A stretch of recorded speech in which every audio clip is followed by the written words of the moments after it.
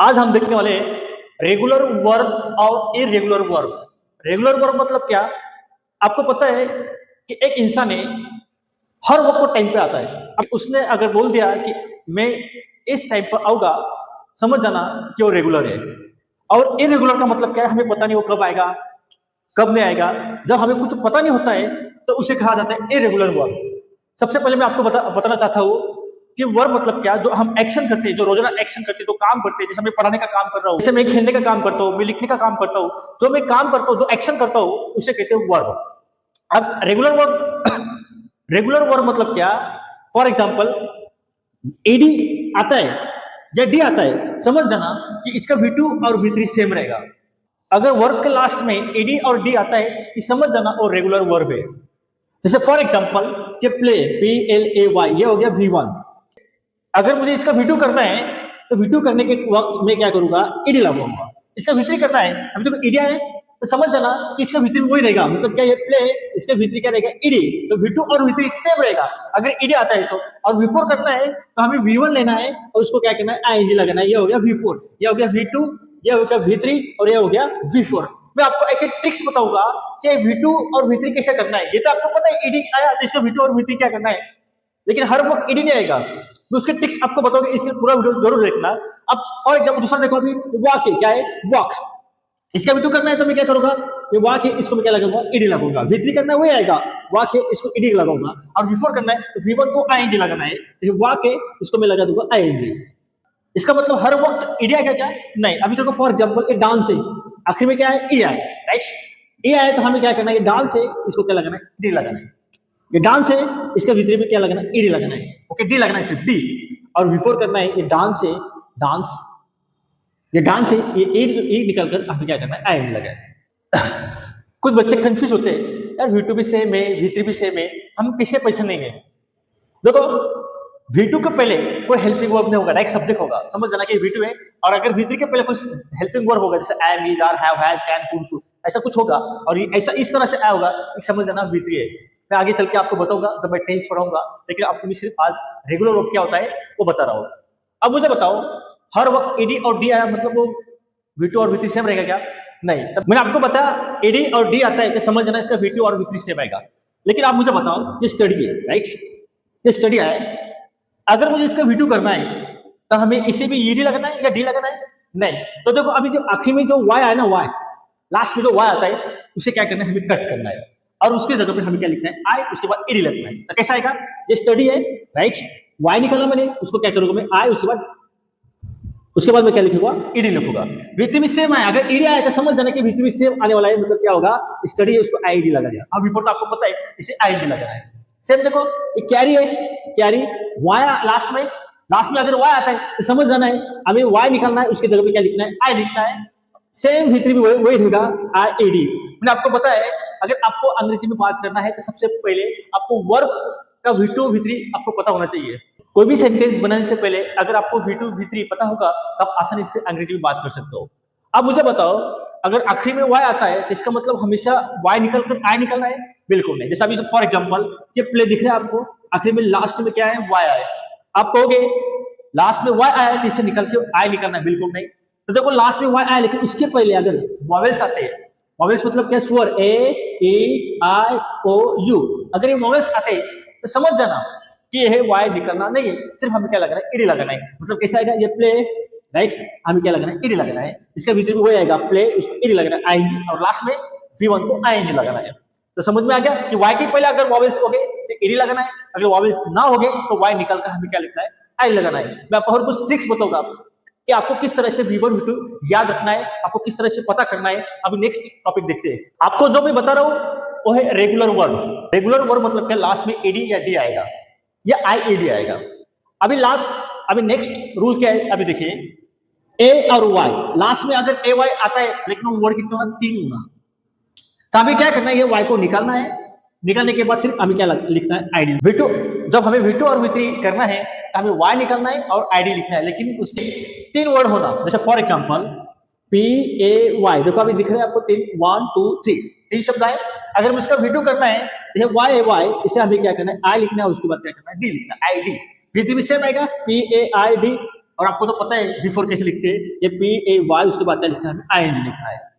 Same देखो इससे आता है SAY, कितने वर्ड है, 1 2 3 वर्ड आए, तो जो लास्ट में Y होगा उसे निकल के हमें क्या करना है, ID लिखना है। तो कैसा आएगा, SAID, इसका V3 करना है SAID, और अगर हमें V4 करना है तो V4 मतलब क्या, ये V1 है, ये V1 लिखना है, उसको क्या लिखना है, ING लिखना है।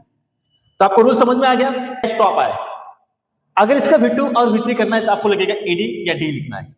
लेकिन कभी भी याद रखना, मैं जो आपको रूल बता रहा हूँ पूरा डिटेल में बता रहा हूँ, ताकि इन फ्यूचर आपको V1 V2 V3 करने के वक्त आपको कोई प्रॉब्लम ना आए। अभी देखो ये स्टॉप है, राइट, मैंने स्टॉप लिया, राइट।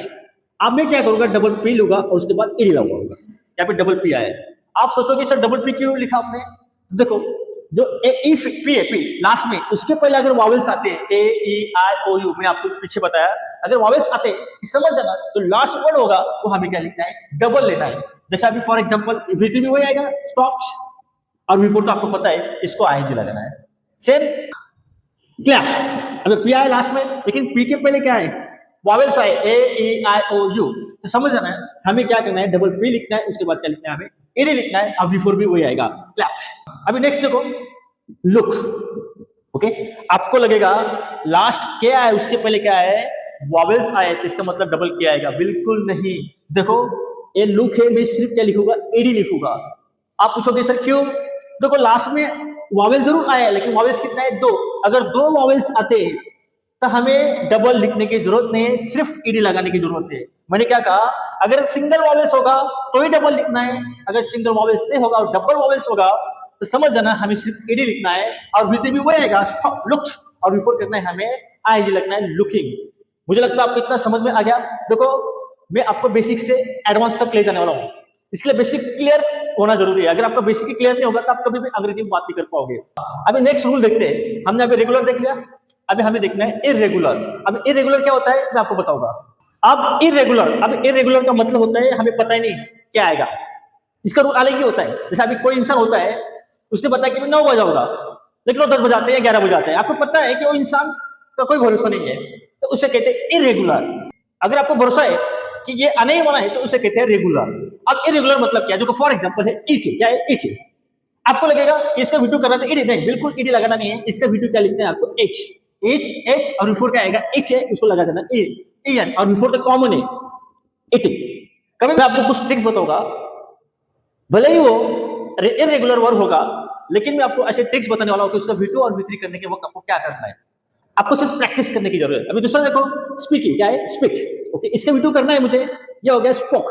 V3 करना है, ये हो गया स्पोक है, इसका V3 आएगा स्पोकन, और V4 क्या आएगा, V1 को क्या हमें लगना है आईएनजी। आपको सिर्फ क्या करना है, प्रैक्टिस करना है। इसी प्रैक्टिस करने का ऐसी और ऐसी, जैसे अभी जो speak spoke spoken speaking, speaking spoken spoke speak, speak spoke spoken speaking, speaking spoken spoke speak, spoken speaking speaking spoken spoke speak, speak spoke, इस तरह से आपको क्या करना है, प्रैक्टिस करना है। सेम ऐसे eat ate eaten eating eating eaten ate eat eat ate eaten eating, इस तरह से प्रैक्टिस करना है। देखो नेक्स्ट देखो, टेक है, राइट, टेक है V2 का आएगा, टुक V3 का आएगा, टेकर V4 का आएगा, V4 आएगा टेकिंग, मतलब V1 को क्या लगना है आईएनजी।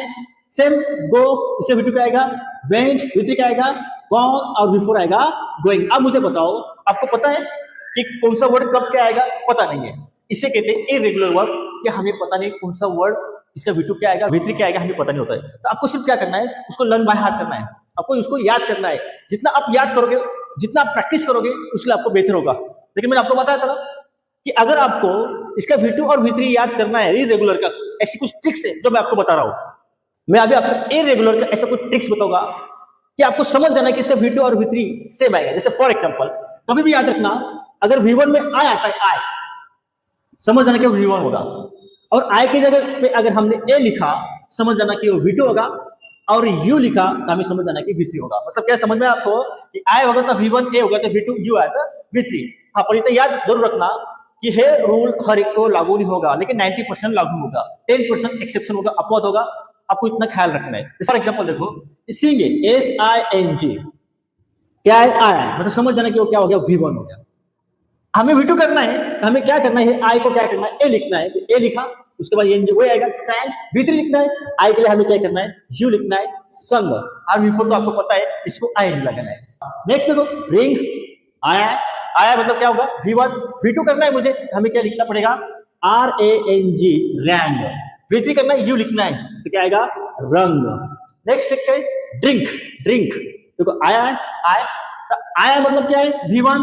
इसका V2 मुझे करना है, आई के लिए हमें क्या करना है? ए लिखा मतलब V2, V3 करना है, U लिखना है हमें ड्रंक, V3। मैंने आपको बताया था ना, हर एक के लिए नहीं होगा। 90% रूल ऐसे आएंगे जैसे फॉर लेके, बट कुछ एक्सेप्शन है, जैसे फॉर एग्जांपल, हाँ ये ब्रिंग आया, अगर इसका मुझे V2 करना है या V3 करना है तो मैं इस तरह से नहीं जाऊंगा, इसका अलग ही है, मतलब इसका पता नहीं क्या है, तो कैसा आएगा? ब्रिंग का V3 का आएगा ब्रॉड आएगा, V3 भी ब्रॉड आएगा, और V4 तो आपको पता ही है, V1 को ING लगाना है, V4 कॉमन है।